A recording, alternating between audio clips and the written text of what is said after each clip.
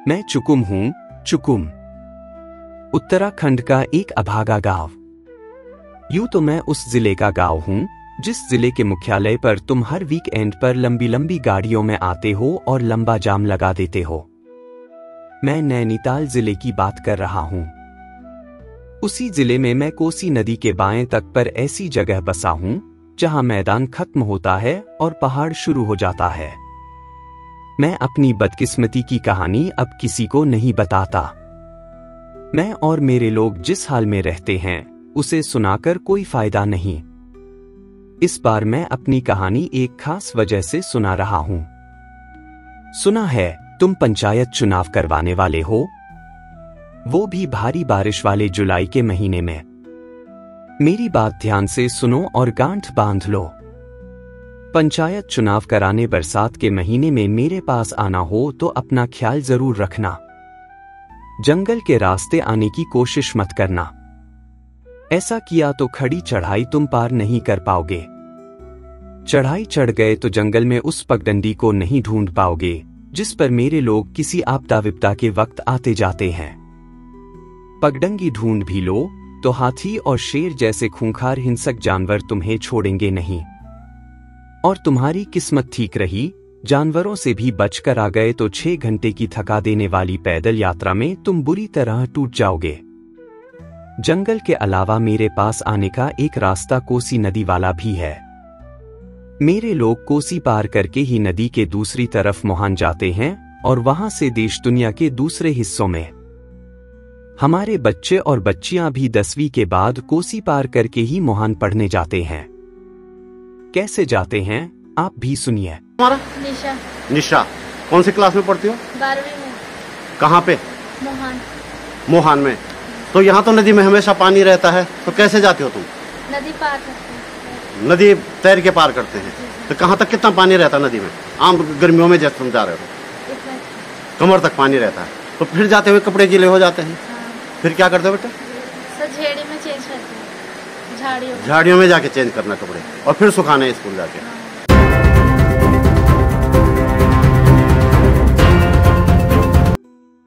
बरसात के महीनों में कोसी में जब अथाह जलराशि उतर आती है और प्रचंड रूप धारण कर लेती है तो मेरे लोगों की हाथ पांव इस जलराशि के सामने बौने पड़ जाते हैं।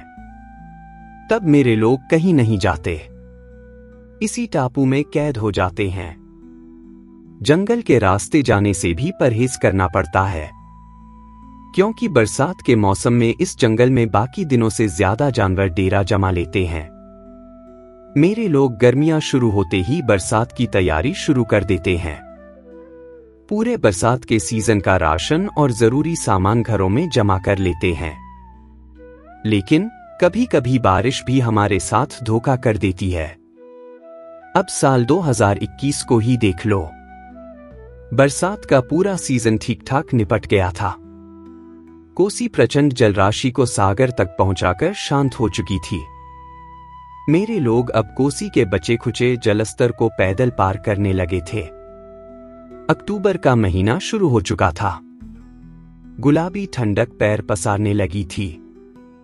अचानक ऐसा हुआ जैसा कभी नहीं हुआ था। ऐसी बारिश हुई जैसी इससे पहले मानसून सीजन में नहीं हुई थी। सुना है मानसूनी बारिश के भी सभी पुराने रिकॉर्ड अक्टूबर की इस बेमौसमी बारिश ने तोड़ दिए।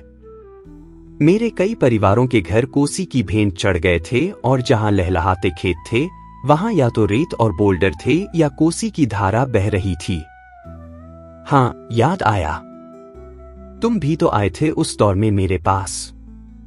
तुमने बताया था कि तुमने राफ्ट से नदी पार की थी। नहीं, ये राफ्ट यहां हमेशा नहीं रहती। उस समय कुछ लड़के हमारी मदद करने के लिए ले आए थे एक राफ्ट, जिसमें तुम भी आए थे कोसी के इस पार मेरे पास। खूब फोटो खींचे थे तुमने, अपने भी और हमारे भी। बातें तो ऐसी कर रहे थे कि तुम्हारी रिपोर्ट मीडिया में आते ही मेरी किस्मत संवर जाएगी। कोसी में एक अदद पुल जो आजादी के 75 सालों के बाद भी नहीं बना, मीडिया में तुम्हारी रिपोर्ट आने की देर है, बस पुल बनकर तैयार हो जाएगा।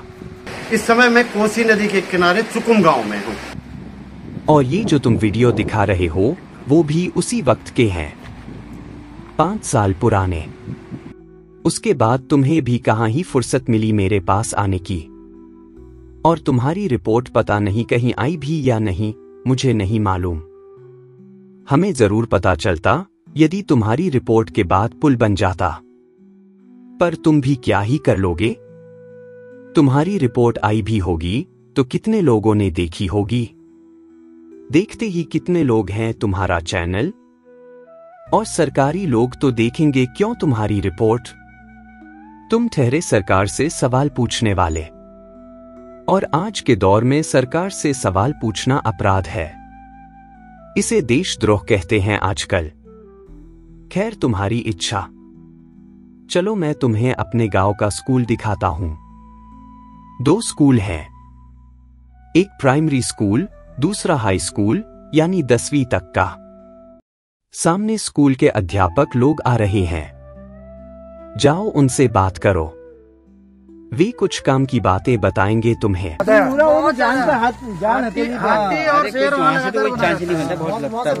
का रास्ता है बहुत ज्यादा, 4-5 घंटे का रास्ता है, पूरी चढ़ाई है।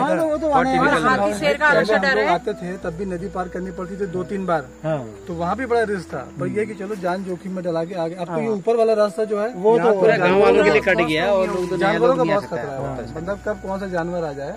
और आजकल बाघ हाथी सब आए हुए हैं, सारे हाथी को पूरा झुंड है इधर आसपास। हाँ, पूरा।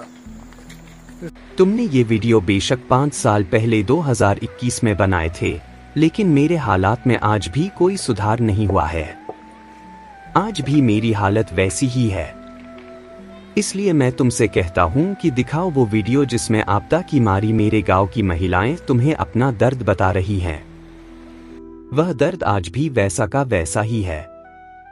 इसलिए मैं कह रहा हूं, तुम दिखाओ वो वीडियो।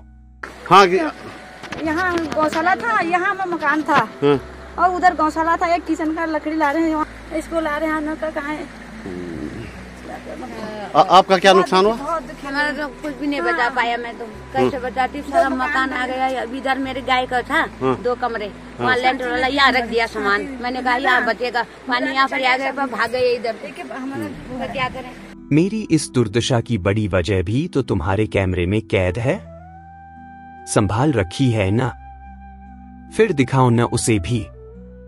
अरे वही मेरे ठीक सामने कोसी के पार बने वो बड़े बड़े होटल और रिजॉर्ट, उनमें से कई आधी कोसी को घेरे हुए हैं। क्या कहते हैं उसे? अतिक्रमण।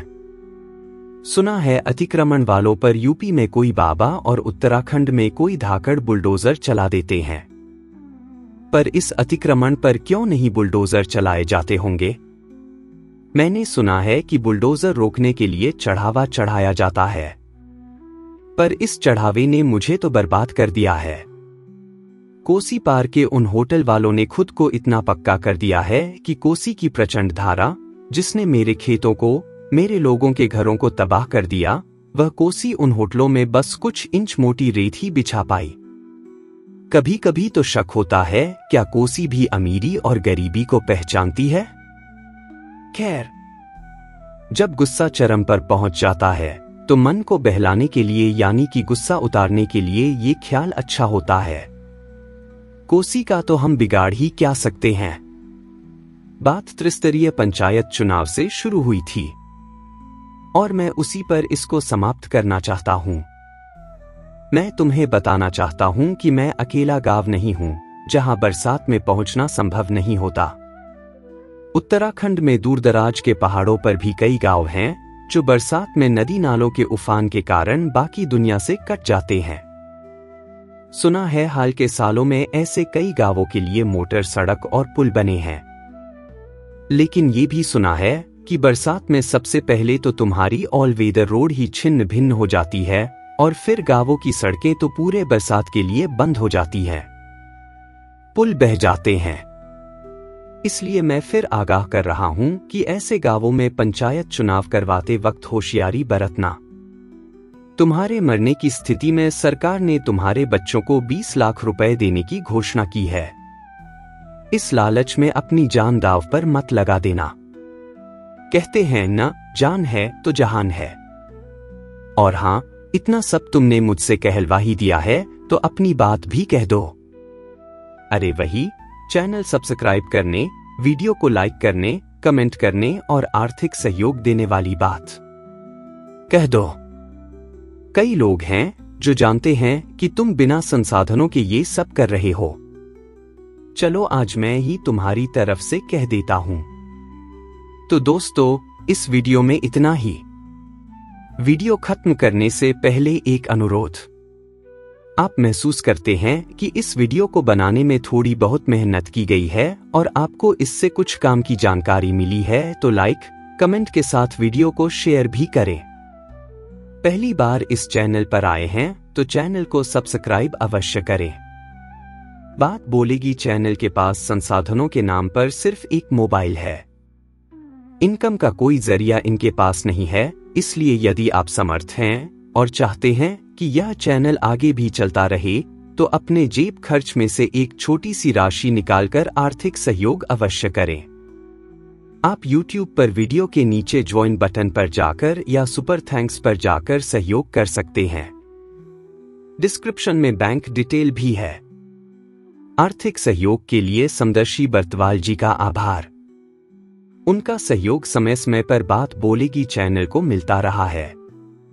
जल्दी मिलते हैं एक और मुद्दे के साथ, एक और वीडियो में। नमस्कार।